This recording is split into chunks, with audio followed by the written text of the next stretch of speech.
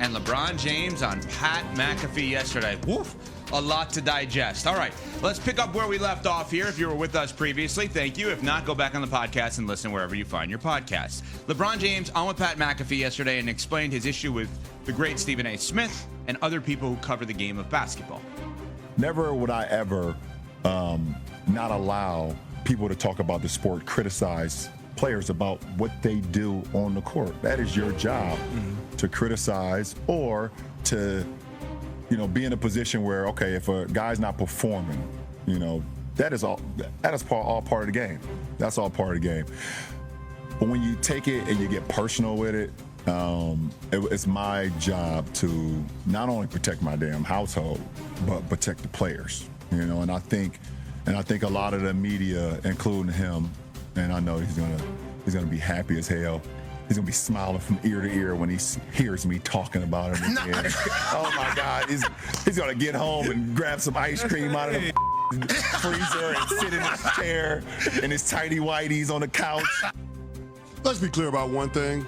It's not about protecting other players. It's about shielding himself from any form of criticism, and that's what this is about, right?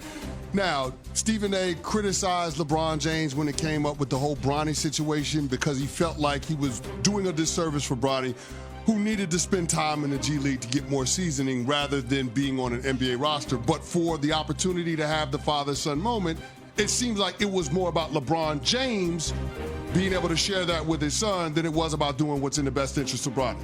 And so LeBron took that as a criticism from Stephen A. about his parenting style. I can understand how you can conflate the two. I get it. But I thought LeBron addressed that when he rolled up on Stephen A. at the Lakers game. I thought that was over with. Why do we now have to continue with this public spat, this public feud? See, this is the part that gets me fired up about it, because you're talking about two titans in sports culture, two titans in the black community that have done so much for people. And in the time and space that we exist in right now, where they're rolling back DEI and they're doing things that aren't necessarily in the interest of uplifting the black community, these two public figures that have done so much for the black community continue to fight in such a public way that it's embarrassing. And I don't understand the need for it. I don't. Who needs the visual of Stephen A. at his home going to get ice cream and sitting in his whitey tighties? Who's thinking about that? Nobody except for LeBron James. Why do we need to continue to take those types of shots at Stephen A? Why is it necessary?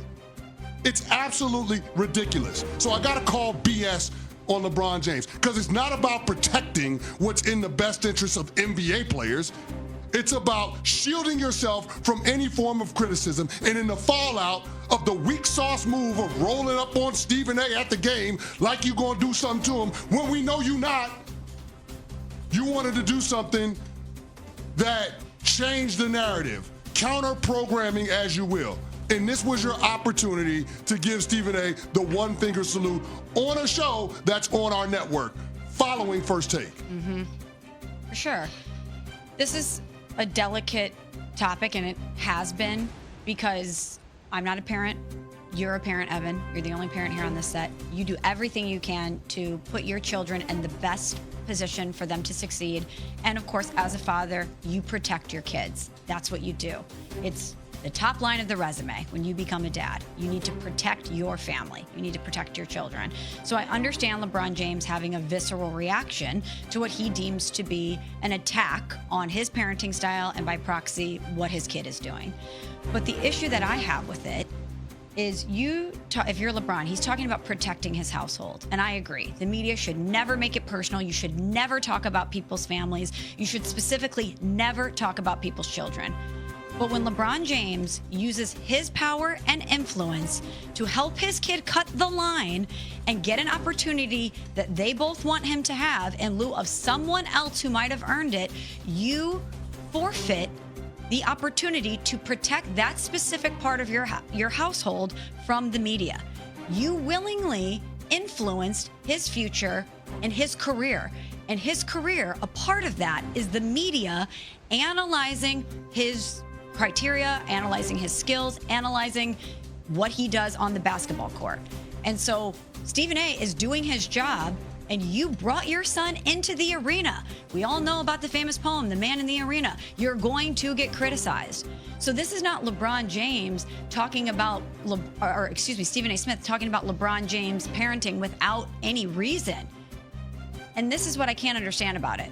You can feel a type of way about people criticizing your parenting or criticizing Bronny's skills. I'm sure that would bother me if I was a parent, but you also have to understand it comes with the territory when you bring him into the most public space that we have. The thing that, you guys said it perfectly on the Stephen A. part of it. The other thing I just want to add on to this, when he's talking about I'm protecting the other players. Let's focus on that first. Russell Westbrook was his teammate for a couple of years. I almost just fell. Russell Westbrook was his teammate for a couple of years. I've never seen LeBron James protect someone less than he protected Russell Westbrook. LeBron James made a mistake in acquiring Russell Westbrook. It didn't work out. And I'm very specific. LeBron James acquired him, as we know. Russell Westbrook was annihilated by Laker fans and NBA fans for the time he was in Los Angeles. LeBron James famously invented the duo press conference. Hey, I got D-Wade here. I got Kyrie here. I'm going to sit with him. Find me one that he did with Russ after Russ was getting annihilated. What did you do to actually protect your team? You're talking about protect. Who's traded more players than LeBron James? Who's sent more players away from championship teams? Protecting the league? Who are you protecting exactly? Who is he? Tell me who he's protected. Give me the players over the course of time that he wouldn't throw down a river if they didn't help him win. And by the way, I don't blame him for that because he's competing with a ghost, as he has said. But don't act like you're like a protector. That's not your job. You're a connector, not a protector. LeBron James has created this NBA that is all about being best friends. It's turned so many people off. What we want to see in competition is actual nasty hatred. On court, on field, afterwards, fine. He has created a connector league, not a protector league. Big difference. He wants everyone to be friends. He's looking for business opportunities. His right. The league that he has created is not a better version of this sport. And yesterday, for me, made me sit back and appreciate Steph Curry that much more. One team, enemies on the court, says nothing to anyone incorrectly, and still does so many things for so many people. I was really turned off by some of the things LeBron said. The Brian Windhorst thing drives me insane. I know we're not getting into that right now, but I'm sorry. I just got to... Just say it. Brian Windhorst is one of the classiest human beings in this business that I have ever seen. He is a brilliant reporter and storyteller. He doesn't need little old me defending him. But Brian Windhorst, if you consume any of the stuff that he does, he consistently says, I have known LeBron James since he was young. He has never once said I'm friends with him. Goes out of his way to say that he's not friends with him. And LeBron is ripping him yesterday, saying, oh, look, Brian's his best friends. Brian, on First Take with Stephen A. and Molly and Chris Russo yesterday, specifically said, oh, he would never come on with me. He said that. Before this interview even aired. He's never purported himself to be best friends with LeBron James. Never. Never, not once. I don't understand. We're going to get to the basketball part of it. The basketball part with McAfee yesterday was fun, debatable, not personal. The personal part of this yesterday was Stephen A. and Windy. I just don't understand the game plan. And he's got Rich Paul is the best agent in this sport. He's brilliant. I don't want to put this on Rich Paul, but it's like, what's the game plan yesterday? What was the purpose of this? It was counter-programming. It was to try to put a spin on the narrative that had been out there about LeBron's confrontation with Stephen A. Smith.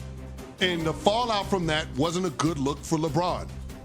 And so he wants to, quote-unquote, set the record straight, but it came off incredibly disingenuous because he tried to purport it as him protecting the NBA players and saying that media members are getting too comfortable, when the reality is that he's uncomfortable with the criticisms that have been hurled toward him. But as my man Steven Jackson always says, a hit dog will holler. And that's exactly